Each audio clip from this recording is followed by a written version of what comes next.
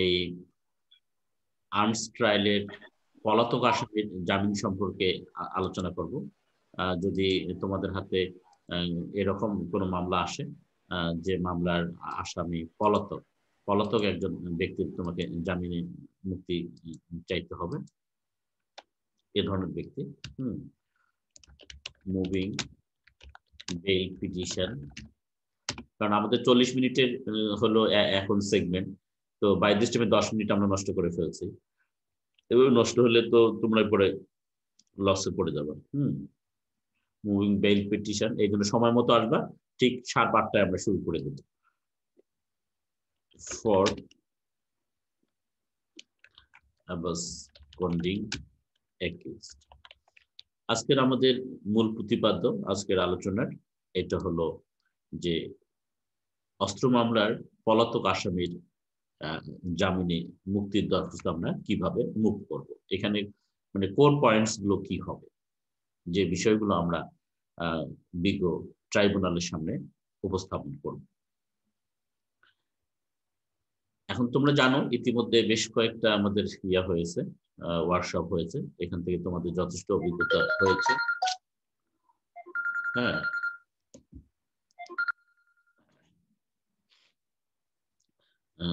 সেটা হলো যে আইনজীবী হিসেবে আপনাকে একটা বিষয় জানতে হবে, কি সেটা, যে বেআইনিভাবে বা লাইসেন্স বহির্ভূত ভাবে কোন আগ্নেয়াস্ত্র নিজ দখলে বা নিয়ন্ত্রণে রাখা একটি ব্যক্তিগত অপরাধ, এটি স্ট্রিক্ট লায়াবিলিটি। আর্মস অ্যাক্টের মামলাটা হলো স্ট্রিক্ট লায়াবিলিটি। Strict liability. তাহলে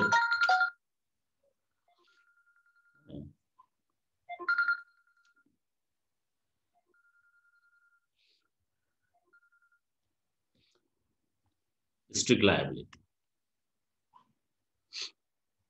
স্ট্রিক্ট লায়াবিলিটির অর্থ হলো যে the person with whom the arms is found, that person shall be held liable.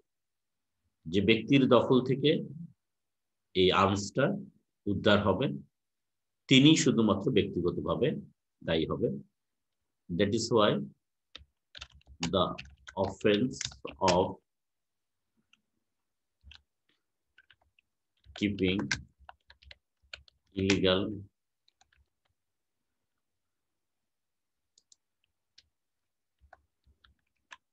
possession of arms is strict liability.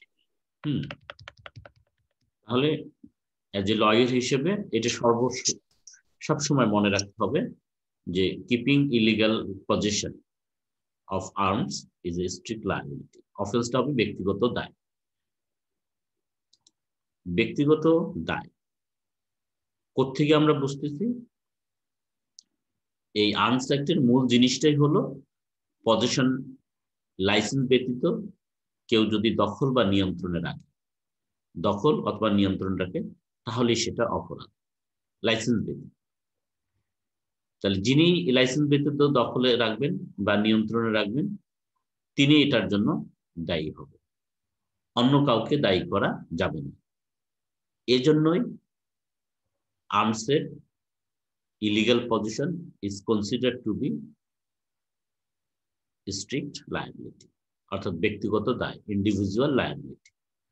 অর্থাৎ যিনি দ্য আর্মস অ্যাক্ট 1878 এর 14 ধারার বিধান লঙ্ঘন করে আগ্নেয়াস্ত্র নিজ দখলে রাখবে, হ্যাঁ আগ্নেয়াস্ত্র, তাহলে কিপিং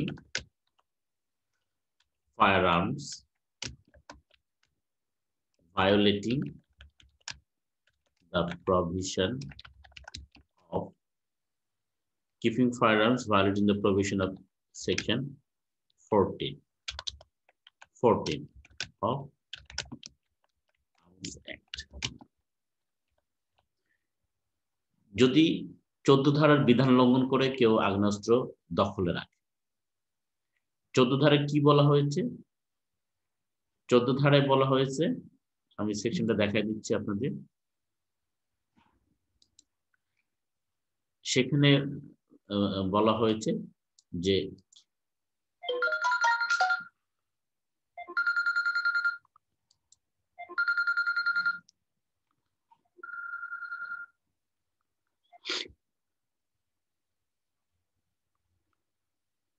আমি দেখাই দিচ্ছি সেকশনটা।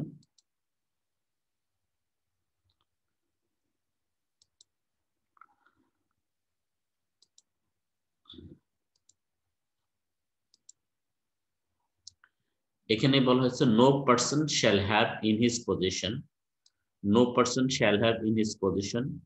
আপনি কি দেখতে পাচ্ছেন? দেখা যাচ্ছে স্যার। হ্যাঁ স্যার, স্যার দেখা যাচ্ছে।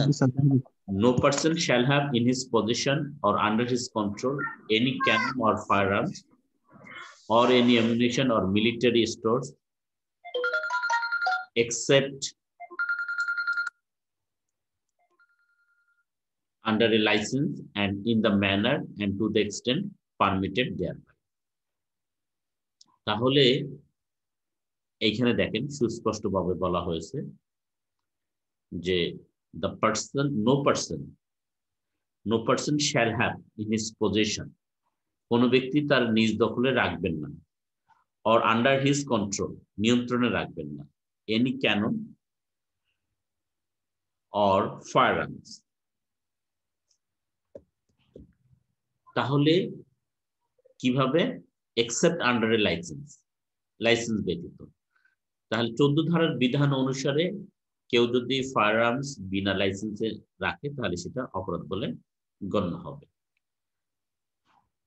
আর কি বলা হলো? কেউ যদি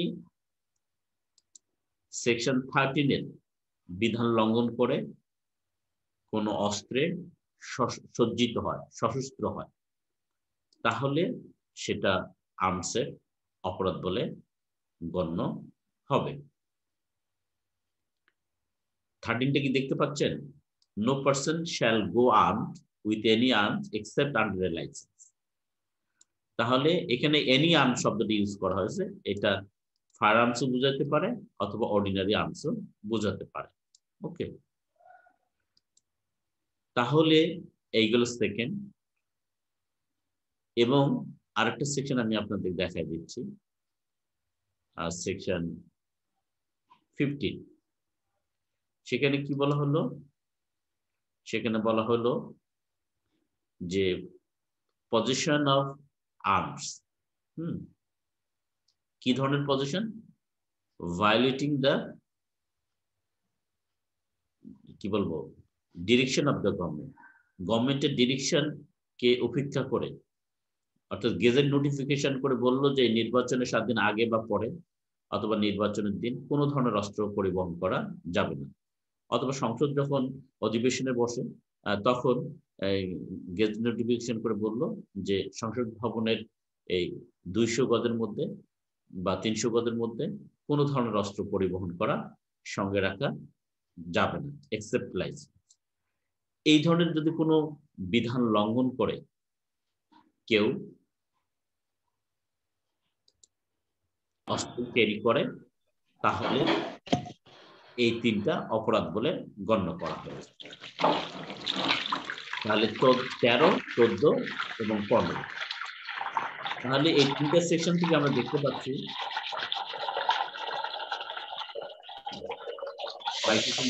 করে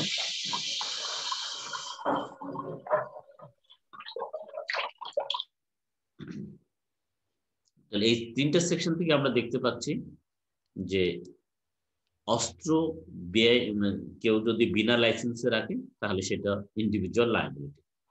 এখানে কোথাও কিন্তু ভাইকারাস লায়াবিলিটি বা পরার্থ দায়ের কোনো কিছু বলা হয়নি। পুরো একটা যদি আমরা পড়ি, এখানে কোথাও আমরা ভাইকারাস লায়াবিলিটি দেখতে পাচ্ছি না। অর্থাৎ একজনের অপরাধের জন্য অন্যজনকে দায়ী করা যাবে না। তাহলে এই অস্ত্র কিংবা আগ্নেয়াস্ত্র যে ব্যক্তি দখলে বা নিয়ন্ত্রণে পাওয়া যাবে, যে ব্যক্তির দখল নিয়ন্ত্রণ পাওয়া যাবে, তিনি শুধুমাত্র দায়ী হবে, এর জন্য ভিন্ন কোনো ব্যক্তিকে দায়ী করা যাবে না। যেমন একটা উদাহরণ দিই আমরা, রাতের অন্ধকারে 3 জন ব্যক্তি ছিনতাই করার সময় পুলিশ কর্তৃক ধৃত হলো এবং তাদের একজনের হাত থেকে একটি পিস্তল উদ্ধার হলো। না এইভাবে বলা যায়, রাতের অন্ধকারে মানে 3 জন ব্যক্তিকে চেস করলো পুলিশ। হ্যাঁ,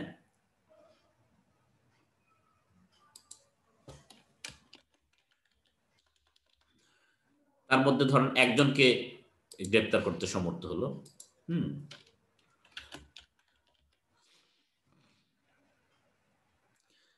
তাহলে 3 জন ব্যক্তিকে রাতের অন্ধকারে মানে তারা সশস্ত্র অবস্থা আছে, যে এই দিক দিয়ে লোক গেলে তারা ইয়ে করবে, ছিনতাই করবে। এদের মধ্যে পুলিশ ধাওয়া করলো, ধাওয়া করে একজনকে ধরলো, অস্ত্রসহ ধরলো এবং 2 জন পালিয়ে গেল। ধৃত ব্যক্তির হাত থেকে একটা পিস্তল উদ্ধার হলো। তাহলে এখানে এই সিচুয়েশনটা যদি আমরা চিন্তা করি, এখন ধৃত ব্যক্তি যাকে পুলিশ হাতে নাতে ধরলো, তিনি ওই পলাতক 2 জন ব্যক্তির নাম ধাম বলে দিলেন এবং এর প্রেক্ষিতে এই 3 জনের নামে মামলা হলো। তো আমাদের আজকে আলোচনার বিষয়টাই ছিল পলাতক আসামির জামিন। ইতিমধ্যে এই আলোচনাটুকু থেকে আমরা দেখলাম যে অস্ত্রের অপরাধ একান্তই ব্যক্তিগত দায়, পার্সোনাল লায়াবিলিটি বা ইন্ডিভিজুয়াল লায়াবিলিটি বা স্ট্রিক্ট লায়াবিলিটি। এটার একজনের জন্য আরেকজনকে দায়ী করা যাবে না, ভাইক্রাসলি লায়াবল করা যাবে না। কিন্তু যে সিচুয়েশনটা আমি বললাম যে রাতের অন্ধকারে 3 জন ছিনতাইকারী একটা পিস্তল নিয়ে রাস্তায় দাঁড়িয়ে আছে যে তারা ছিনতাই করবে, এই সময় পুলিশের পেট্রোল পার্টি বা টহল দল তাদের ধাওয়া করলো, তাদের মধ্যে একজনকে অস্ত্রসহ গ্রেপ্তার করলো আর 2 জন পালিয়ে গেল। তখন ধৃত ব্যক্তির কাছে জিজ্ঞেস করলো যে ওই 2 জনকে, যে অমুক অমুক ছিল, তাদের নাম দিয়ে পরের দিনে একটা মামলা করে দিল। তাহলে এই যে আমরা একটু আগে আলোচনা করলাম, এইখানে যারা পলাতক হলো তাদের আমরা এই অস্ত্র ক্যারি করার দায়ে বেআইনি অস্ত্র নিজ দখলে রাখার জন্য আমরা অভিযুক্ত করতে পারবো কিনা, কারণ এইটাই হলো আমাদের জামিনের আজকে দরখাস্ত মুভ করার মূল বিষয়বস্তু। একটু আগে আমরা আলোচনা করলাম যে অস্ত্র নিজ দখলে রাখা একটি ব্যক্তিগত দায়, এর জন্য অপরকে দায়ী করা যাবে না। তাহলে এই যে সিচুয়েশনটা আমি আপনাদের বললাম, এখানে 2 জন ব্যক্তি পলাতক হলো আর একজন ধরা পড়ল। তাহলে এদের হাতে যে একটা অস্ত্র ছিল, এরা কিন্তু এই 3 জনে এটাকে ইউজ করতো। যদি জনতা কর্তৃক তারা প্রতিরোধের সম্মুখীন হতো অথবা কেউ যদি রেসিস্ট করতো তাদের, তারা ঠিক ওই অস্ত্রটা ব্যবহার করত 3 জনকে ব্যবহার করার ক্ষেত্রে। যদি 3 জনে তারা গ্রেপ্তার হতো পুলিশ কর্তৃক, তাহলে এই একটা অস্ত্র থাকা সত্ত্বেও 3 জনকে সমানভাবে দায়ী করা যেত। কি নীতির ভিত্তিতে? যৌথ দায়। কেন যৌথ দায় হতো? যে 3 জন ব্যক্তি একটা অস্ত্র রাখছে বটে, but whenever they would have been resisted, they would fire it to protect all of them. That is why, though the arms is recovered from the hand of one person, but yet that all of them shall be held liable because of joint liability. এই যে 3 জনে যদি ধরা পড়তো, তাহলে ওই একটা অস্ত্রের জন্য আমরা সকলকে দোষী সাব্যস্ত করতে পারতাম, অভিযুক্ত করতে পারতাম। কেন পারতাম? যে ওই একটা অস্ত্র তাদের 3 জনকে প্রোটেক্ট করার ক্ষেত্রে ব্যবহৃত হতো। কিন্তু আমি যে সিচুয়েশনটা বললাম, 3 জনই ছিল, একজন অস্ত্র সহ ধরা পড়লো, কিন্তু 2 জন পালিয়ে গেল। এই যে পালানো ব্যক্তি 2 জনকে কিসের ভিত্তিতে আমরা ইমপ্লিকেট করতেছি?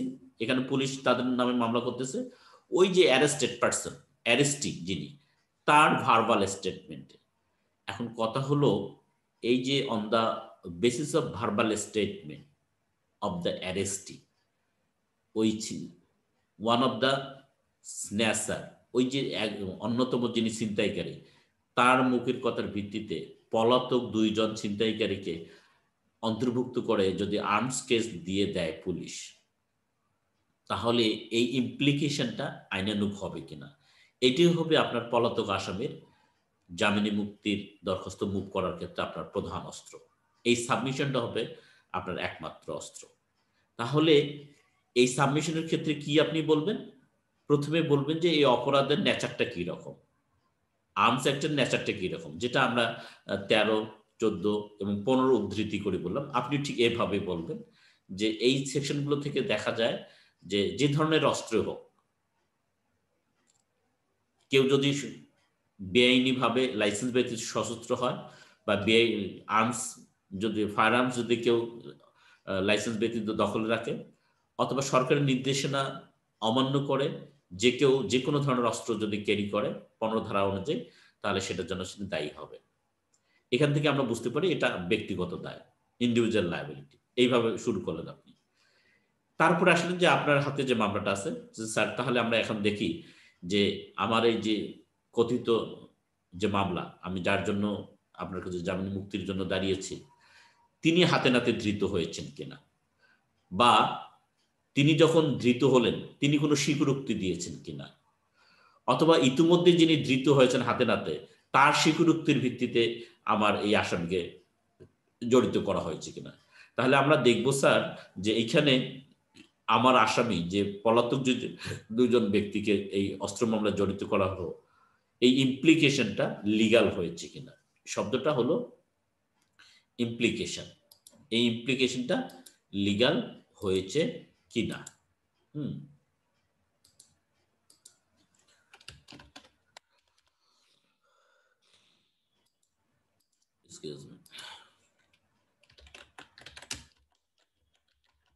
তাহলে পলাতক আসামির ক্ষেত্রে যাকে হাতে নাতে ধৃত করা যায়নি, যার দখল থেকে আর্মস উদ্ধার করা যায়নি, অথবা যিনি পলাতক হয়েছেন পলাতক আসামি স্বীকারোক্তি দিয়ে বলেননি যে হ্যাঁ আমি ওই ধৃত ব্যক্তির সঙ্গে এরকম ছিনতাই করি বা একটা আর্মস আমরা যৌথভাবে ইউজ করি, অথবা অনেকগুলো সিচুয়েশন কিন্তু আমি বলতেছি, একটা একটা করে ভালো করে খেয়াল করেন, অথবা যিনি ইতিমধ্যে ধৃত হয়েছেন তিনিও বলেন নাই নিজের দোষ স্বীকার করে যে আমরা বা আমি ওই দুইজনের সঙ্গে মিলে ছিনতাই করি আর এই অস্ত্রটা আমরা ব্যবহার করি।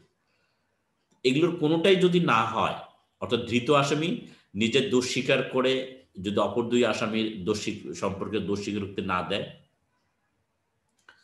তাহলে তা সত্ত্বেও যদি ওই পলাতক ব্যক্তিকে অস্ত্র মামলায় কানেক্ট করা হয়, তাহলে এই ইমপ্লিকেশনটা লিগাল হবে না। দ্বিতীয়ত, ওই পলাতক ব্যক্তি যাদের ধৃত করা হয়েছে, ধৃত ব্যক্তির মুখের কথার উপর ভিত্তি করে সেই পলাতক ব্যক্তি ধৃত হওয়ার পর তারা নিজেরাও যদি কনফেশন না দেয়, তা সত্ত্বেও যদি তাদের বিরুদ্ধে চার্জশিট দেওয়া হয়, ইমপ্লিকেট তো অলরেডি করছে, তাহলে এটা আইনানুগ হবে না।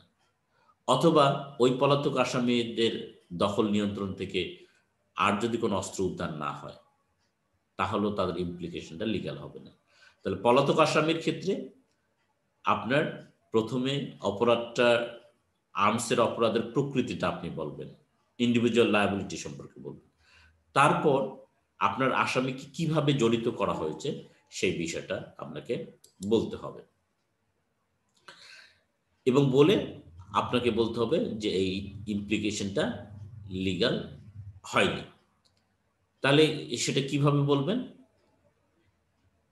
তাহলে আপনি বলতে পারেন যে এই যে স্যার মামলাতে দেখা যাচ্ছে যে 3 জন ব্যক্তি, একজন হাতে নাতে ধৃত হয়েছে আর 2 জন পলাতক হয়েছে, কিন্তু স্যার এই যে যিনি হাতে নাতে ধরা পড়লেন অস্ত্রসহ, তার কথার ভিত্তিতে আমার মক্কেলকে যে জড়িত করা হয়েছে তার কাছ থেকে, অর্থাৎ এই 2 জন ব্যক্তির কাছ থেকে কিন্তু কোনো অস্ত্র পাওয়া যায়নি। অস্ত্র পাওয়া যায়নি, শুধুমাত্র ওই ধৃত আসামি তাদের নাম বলে দিয়েছে পুলিশের কাছে। তাহলে স্যার এখন প্রশ্ন হলো যে একটি অস্ত্র বা পিস্তলের জন্য এদের 3 জনকে সমানভাবে দায়ী করা যাবে কিনা, যে এরা 3 জনে অবৈধ অস্ত্র ক্যারি করছিল, বা একটি মাত্র বেআইনি অস্ত্র দ্বারা সকলেই সশস্ত্র হওয়া বলে গণ্য হবে কিনা। এই প্রশ্নগুলো আপনি আদালতের সামনে রাখবেন। এরকম পরিস্থিতিতে একটি অস্ত্রের জন্য যখন একাধিক ব্যক্তিকে আমরা দায়ী করতে যাব, তখন আদালতকে বলবেন যে স্যার যদি আমরা একটা আইডিয়াল সিচুয়েশন ধরেও নেই যে একটি অস্ত্রের জন্য আমরা 3 জন ব্যক্তিকে জয়েন্টলি লায়াবল করতে চাই, তাহলে আমাদের জয়েন্ট লায়াবিলিটি এস্টাবলিশ করতে হবে।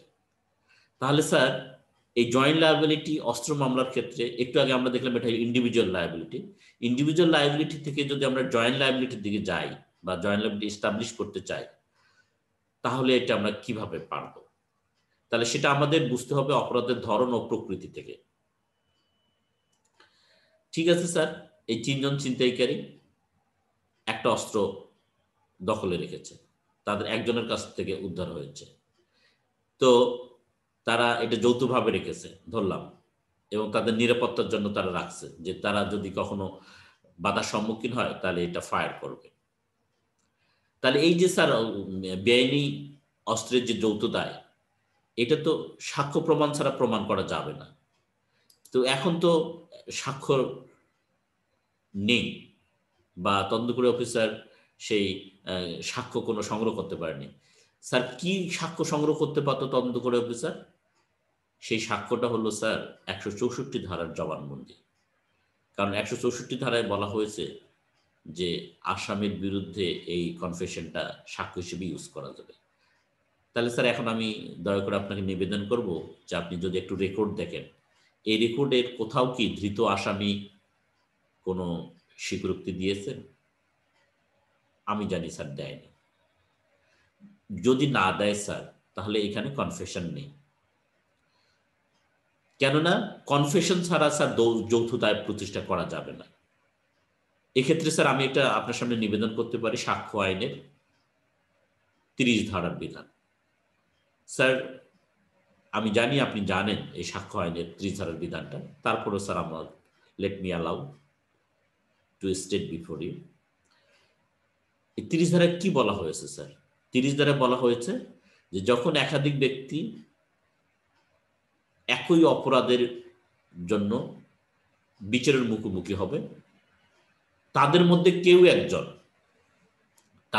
কেউ একজন নিজেকে দোষী করে, নিজের দোষ স্বীকার করে, অন্যান্য ব্যক্তির যদি দোষ স্বীকার করে, অন্যান্য আসামির দোষ স্বীকারোক্তি দেয়, তাহলে এই দোষ স্বীকারোক্তি সকলের বিরুদ্ধে ব্যবহার করা যাবে।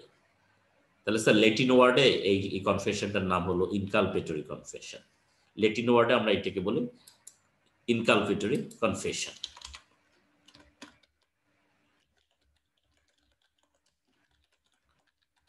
অর্থাৎ the maker implicates himself as well as the other accused। তাহলে এখানে কি স্যার এরকম ইনকালপেটরি কোনো কনফেশন আছে? নেই।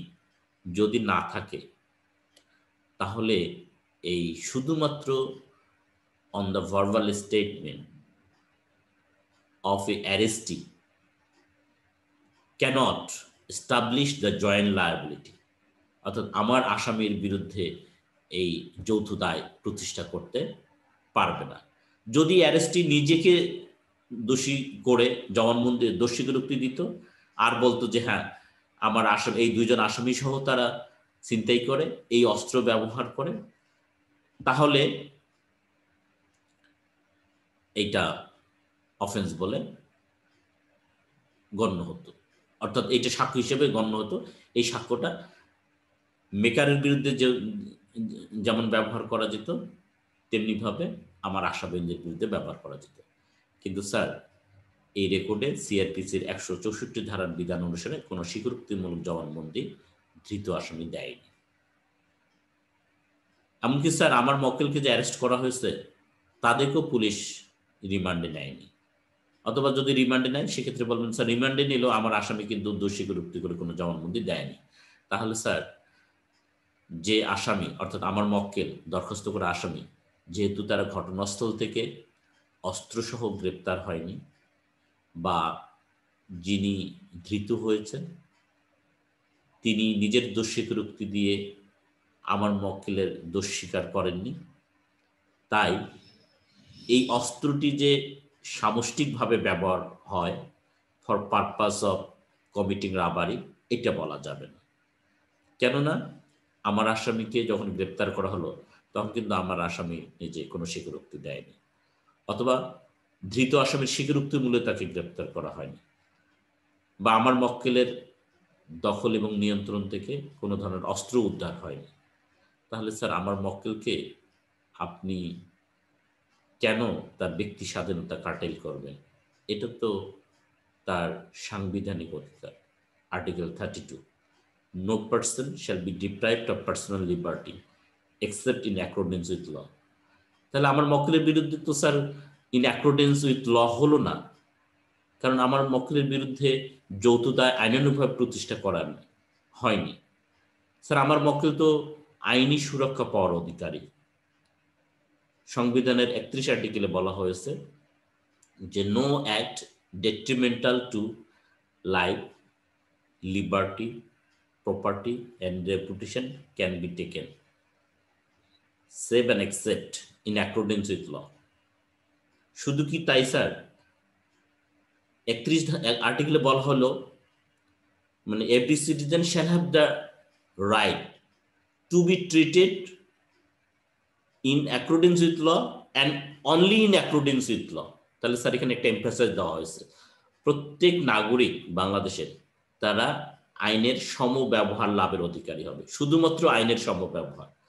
তাহলে এই যে আমার মক্কেলের বিরুদ্ধে যে একটা প্রসিকিউশন স্টার্ট করা হয়েছে, এটা তার আইনি সুরক্ষাকে ব্যাহত করেছে, তার ফান্ডামেন্টাল রাইটসকে কাটেল করা হয়েছে। ফান্ডামেন্টাল মানে আইনি সুরক্ষা পাওয়ার যে ফান্ডামেন্টাল রাইট সেটা ব্যাহত হয়েছে। তার মুক্ত থাকার অধিকার, স্বাধীন মানুষ হিসেবে চলাফেরা করার যে অধিকার 32 আর্টিকেল অনুযায়ী সেটা ব্যাহত হয়েছে। ঠিক আছে স্যার, আপনি আমার মক্কেলকে, পুলিশ নামমাত্র একটা অভিযোগ এনেছে, it's a mere an allegation, it is subject to prove. Sir Delhi বহুত দূর। ঠিক আছে স্যার, পুলিশ আমার মক্কেলের বিরুদ্ধে অভিযোগ আনছে, let's see to have proved by the prosecution. তো তার আগে স্যার আমার মক্কেল বেইল দিতে প্রস্তুত আছে। আপনি যে পরিমাণ বেইল চাবেন সেই বেইলকে যাকে দিয়ে আপনি গ্যারান্টিড করতে বলবেন আমার তাকে দিয়ে মুসলিকা দেওয়া হবে স্যার। তো স্যার আমি আমার মক্কেলের মুক্তি চাই, বিচারিক হেফাজত থেকে মুক্তি চাই। এটি একটা আপনার, তাহলে এটা হলো সেকেন্ড পয়েন্ট আপনার।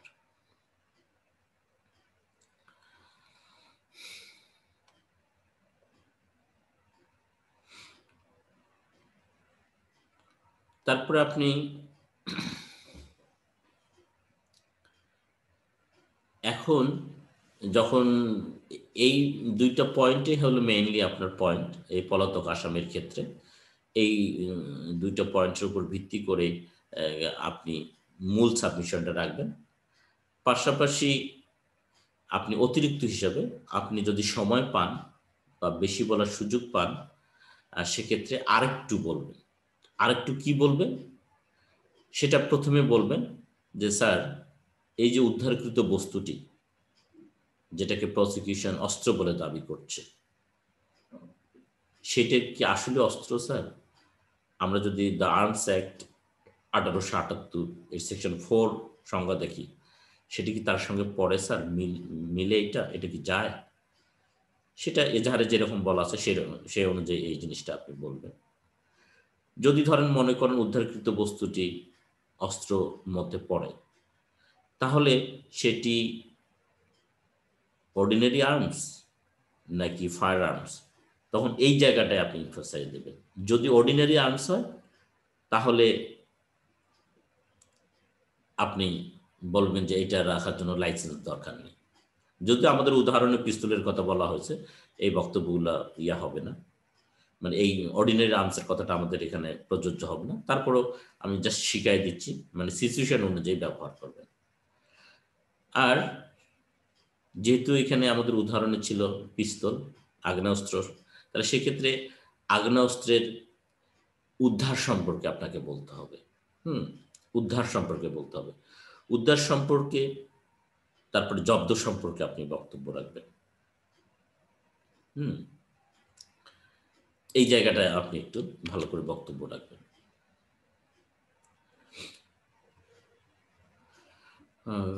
তারপরে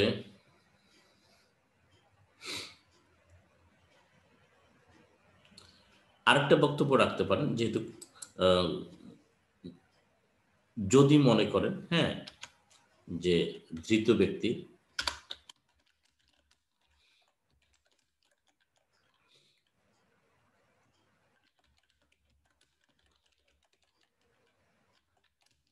যদি অ্যারেস্টই মনে করেন কনফেস করে, মনে করেন ধরেন সাক্ষ্য আইনের 30 ধারার মতো করে ইনকালপেটর একটা কনফেশন দিল যে হ্যাঁ এই অস্ত্র আমার, আমরা এটা দিয়ে ছিনতাই করে ওই পলাতক ব্যক্তি 2 জন আমার সহযোগী, আমরা 3 জনে মিলে এই কাজটাই করি।